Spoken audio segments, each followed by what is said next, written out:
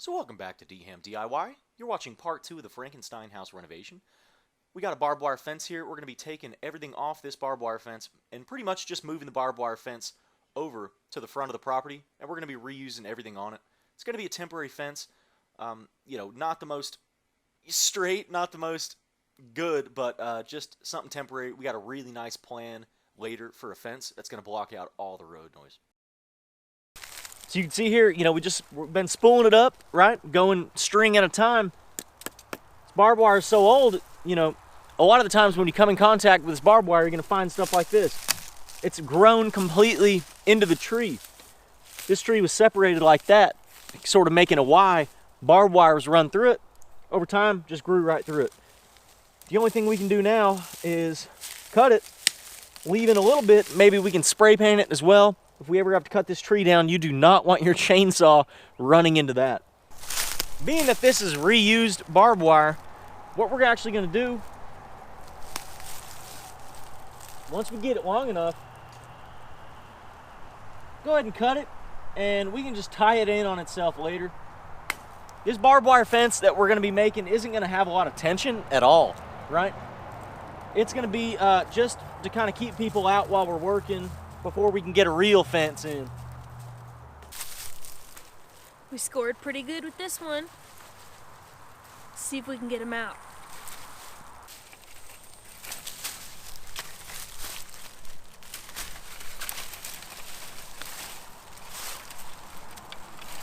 And this right here is something that you're really gonna have to remember when you are cutting down trees on a property that has been prior occupied. There is a T-post in this tree. You can see there, that is an entire T-post inside of that tree. And on top of that, we have barbed wire going through the tree. We have these gargantuan nails, right? And yeah, we're just working on this fence line. You can see we just about got all of it out. A couple more posts, maybe a little gate, but yeah, just about got all the barbed wire out of there and all that chicken wire and just wire. We've got a little bit left over here, but that should be no concern. You can see there as well, any weird striations or anything like that you see in the wood, it might very well be barbed wire. If you have a metal detector, that's always a good idea. If you're doing a kind of like milling your own lumber or, working on a project, run a metal detector through it or maybe a magnet, something like that. See if you see anything. Okay, so here we got the property corner marker. We already got this property surveyed. What we're going to be doing now is running a string from this corner to the other corner. We're going to make it as tight as we can, and from there we're going to be able to run our T-posts. Okay, so what we're basically going to do, here we got the property line. Now it's pretty taut string, got a lot of tension there. I'm going to be using this as a marker. We're going approximately every 25 feet, but it's not at all precise or accurate. This is just temporary fence, right? So that's the actual property marker. This is going to be set back. So is that going to be a curvy fence? You betcha. Yeah, we'll go right about there. Okay, do that again. Okay, so I just slam it, or do I just drop it? Slam it. Okay. As hard as you can. Your feet were lifting up off the ground. God. Do it again. Are you serious? Do it again. Do it again. Now I'm self-conscious about my feet. Okay, I'm just gonna... Your whole body's shaking, dude. Let's see how far you're going per swing. Look, go ahead. Okay. Hold on. I gotta rest up there. Ready? Go, yeah. Oh my gosh.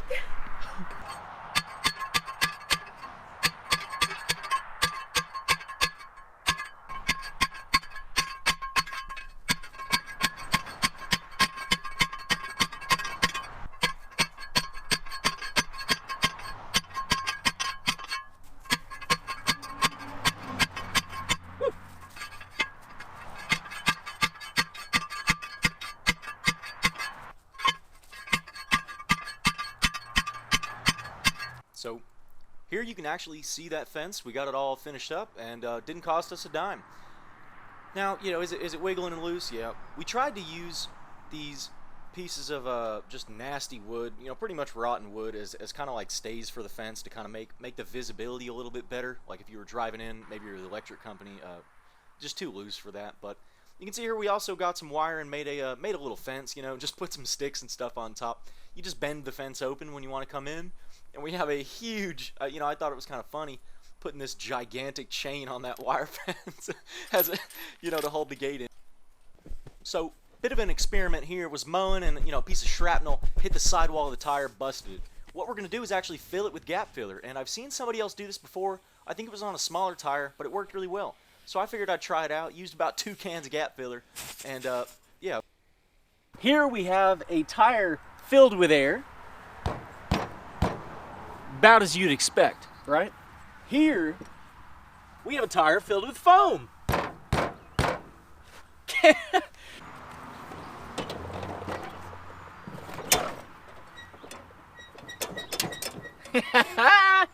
I'm sitting on it. That didn't do nothing, did it?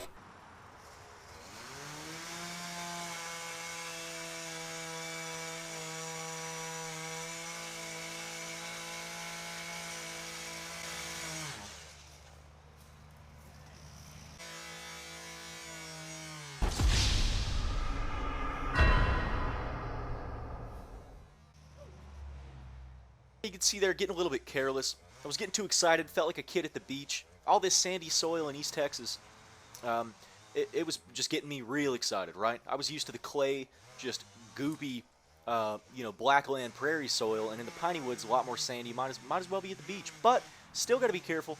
Whenever you're holding that auger, don't be gripping onto it, with the death grip or anything, and don't put a lot of weight on top of it either. I wasn't gripping it too hard, but I was putting a lot of weight on top, and it spun me right off. We're drilling these holes. This whole shed is pretty much just a joke. I mean, it's just a fun thing to build, right? I'm not really caring too much. The only thing I'm really caring about is the foundation, just making sure that it's, starting off all right. And then after that, it's just all having fun. But, yeah, no specified depth.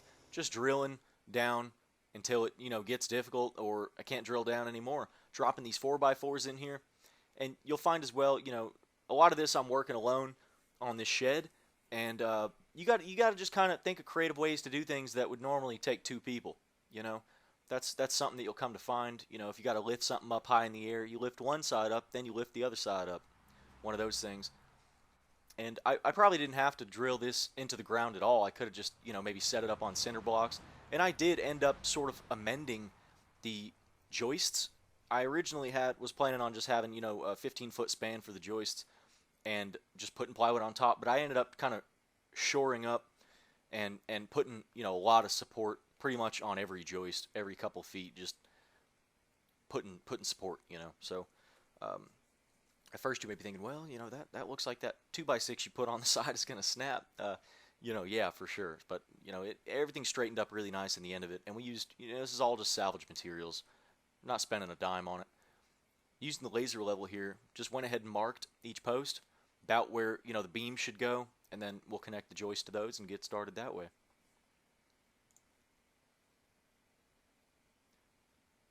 Also worth noting as well that during a lot of this build I'm listening to copyrighted music, so normally I would have just let you enjoy the serenity of 18-wheelers blowing by the property and and making all kinds of ruckus, but yeah, I'm gonna have to do narration on most of it. Anything that I don't really have to narrate, or I don't have copyrighted music playing, I'll go ahead and let that go as well.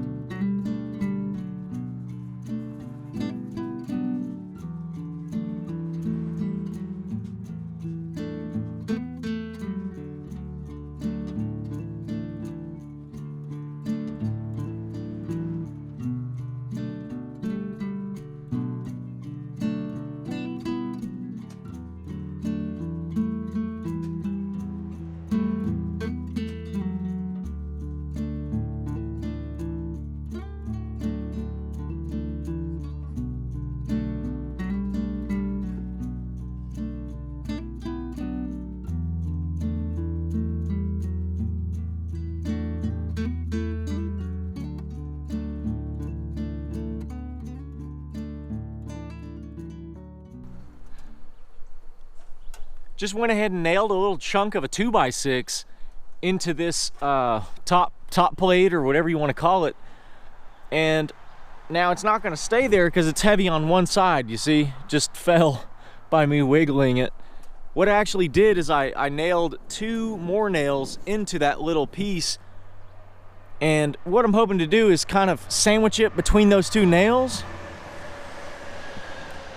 And if I sandwich it between those 2 nails, I should be able to keep it kind of where I want it as I go up to this other side, nail that in real nice, and then go ahead and fix this one up right and then rip this off when I'm done.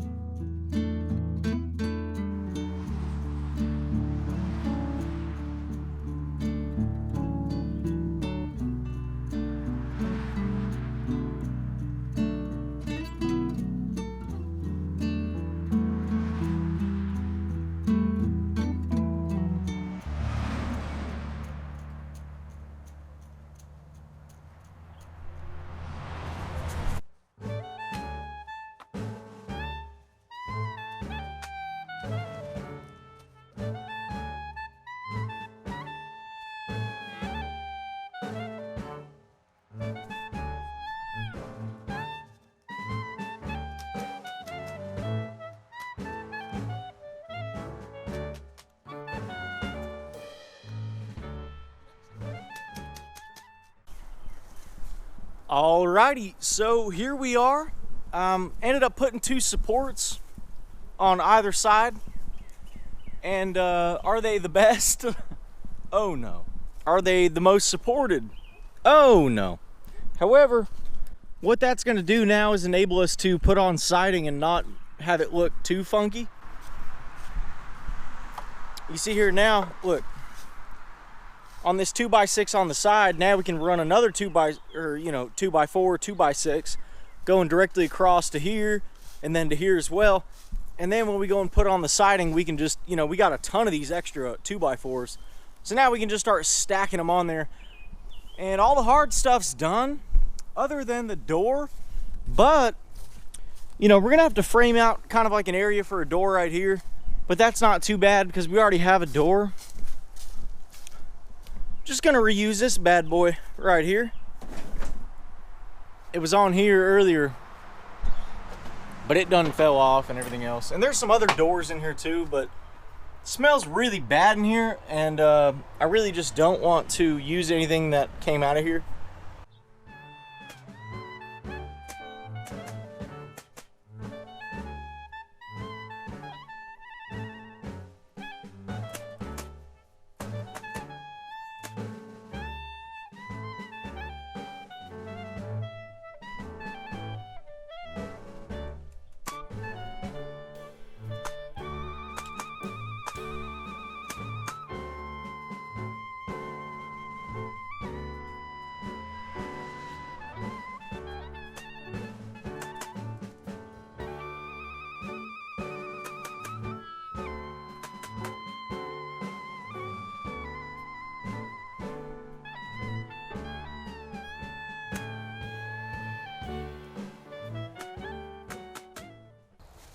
Alrighty, so ended up having this door over there. I think we showed you that earlier.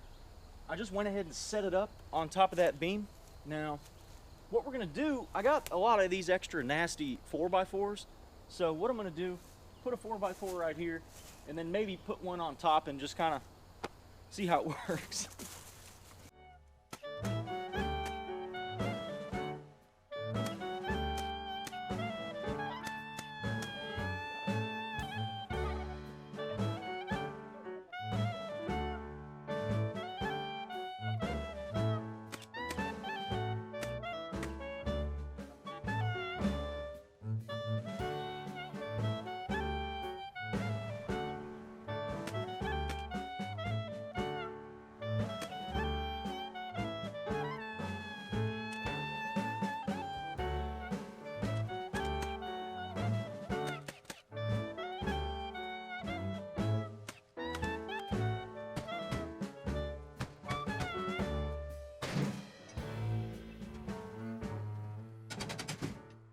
So yeah, let's go ahead and do a grand reveal and see what we got in here. Hopefully some fun stuff. So we got a really nice flask in there. You see that? Ooh. Ooh. Oh, I see something leather. I like leather stuff. Leather stuff is sweet. Let me see here. What is this? That is a drain cleaner. Whoa, look at that spider. Woo! You saw how big that thing was? Gosh, that was ridiculous. That spider was massive. It smells like dead rat in here. Let's see what's in the magical purse. Hey, there's definitely stuff in there. I'm just kind of scared to open it, truth be told. Could be some rat in there. Let's take it out of here.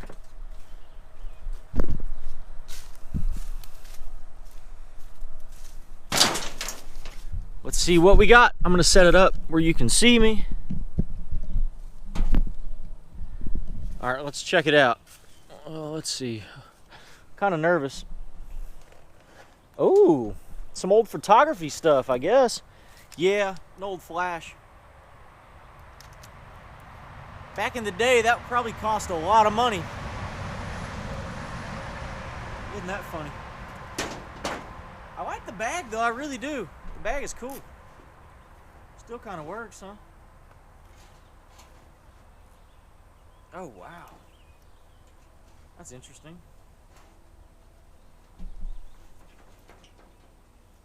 Yeah, it's kind of beat up now that I'm looking at it. I can't even open this thing.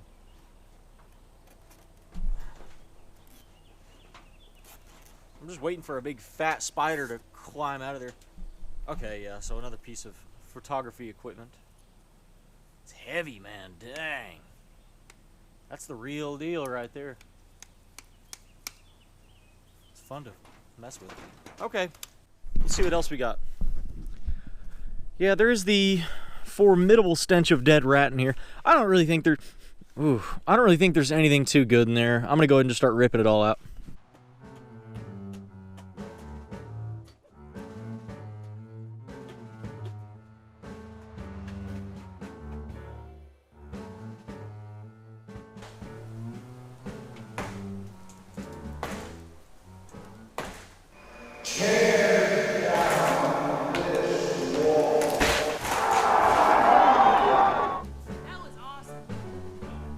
Alright, so as you can see, we got that taken care of. That was a nasty rat's nest, cockroach infested wasteland. But now we got just about all the sheet metal we're gonna need. We got a gigantic pile over here, a gigantic pile over there, and a lot of other, random various odds and ends. We got some stuff we wanted to keep over here in this pile, and then we added a whole bunch more to the trash pile over there. Yes, we got this bad boy ripped out too. Really wish I would have got this one on footage. It went down with a plume of smoke, but that's all right.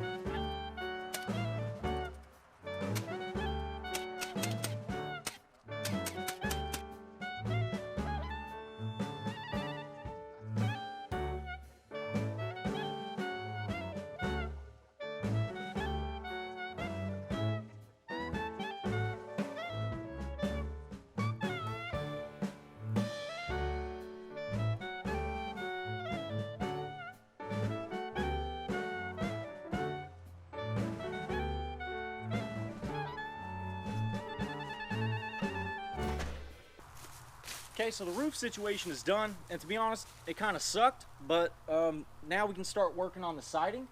I was going to use vinyl, just kind of vertically, you know, lapping it on there or whatever, but now I think we have a lot of sheet metal left over. I think we can get the majority of this shed done in sheet metal, if not all of it. Don't really know, but, you know, we're going to go and try it out. So this is going to be the easy part and a lot more fun.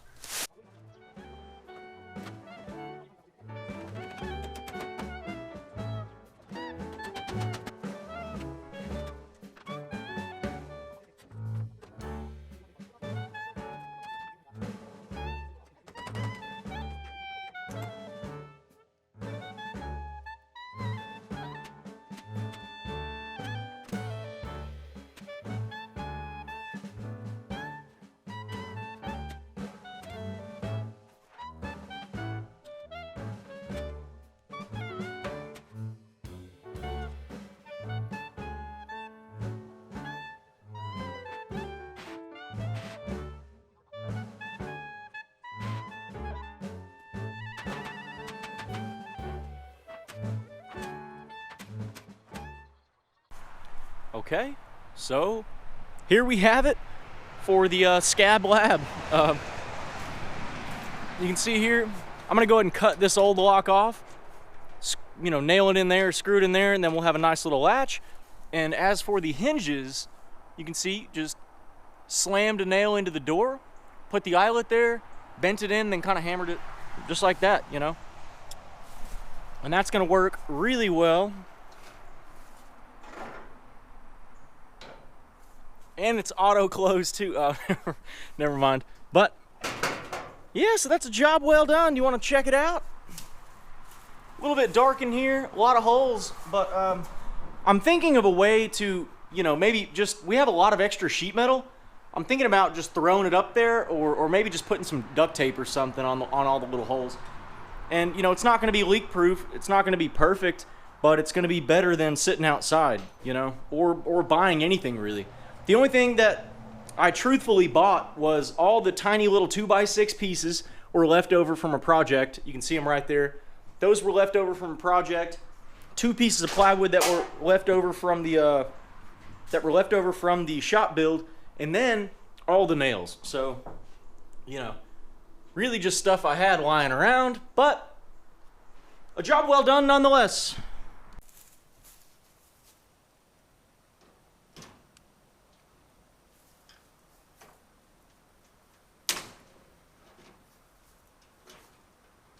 Goes to show you how good those are. You know, any criminal who wants to take your things probably has a set of bolt cutters. Okay, so on second thought, filled this up with foam and thought it was a good idea and everything. Problem is, it almost feels like the foam shrunk in there. I had it sitting for a while, maybe about 4 or 5 days, and I went to go, you know, get on my lawnmower and do some mowing. It had like a flat spot in the foam, and so when I was driving, it was boom, boom, boom. And then slowly, after driving around for a little bit longer, it's almost like the foam in there shrunk. And now look, you see, it's hard when you get to a certain point, but then, you know, yada yada yada, right? So bought a new tire. I'm gonna go ahead and throw it on, but I want to cut this open and show y'all what's inside.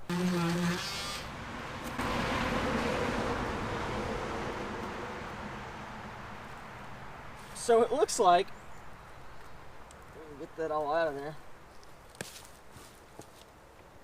It looks like, yeah, the foam just started getting smashed in there. Wasn't strong enough. Now, if you had some better foam, I mean, that was just gap filler, to be honest. So, oh, you know what it was? There was moisture inside of here. And I'm thinking maybe, or maybe that's 1 can, 2 can kind of thing. But there was moisture in there. And so now I'm starting to think that the moisture was just kind of getting in between when the foam was curling out and it wasn't sticking to itself. I had slime in there, all kinds of stuff, right? So that very well could be it, but I'm definitely not certain. And I don't know why this tire is sticking to the sidewall so well. It's kind of annoying because I don't want to cut the rim up trying to get that off there, but well, we'll use something to pry it open. So what was a beautiful day is turning into a formidable fright. We're over here chopping up all these branches, trying to get as much weight off the trees as we can. Hey, go ahead and grab it now and just pull it. Pull it. Lindsay?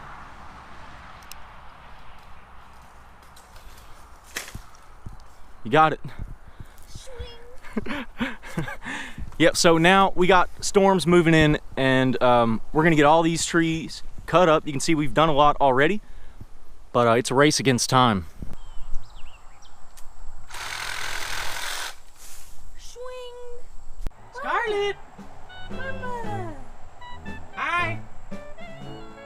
Hi, honey! What you doing? Alright, so there you have it for part 2 of the Frankenstein house renovation series. Part 3, we're going to be getting on that lawnmower, going to the back of the property, trying to find those back stakes for the survey, and getting them fenced off. We're going to be using the drone as well. We're going to be ripping out all that nasty electrical wiring for that house and showing you how bad it is, taking off that vinyl, getting a look under the house, and a whole lot more.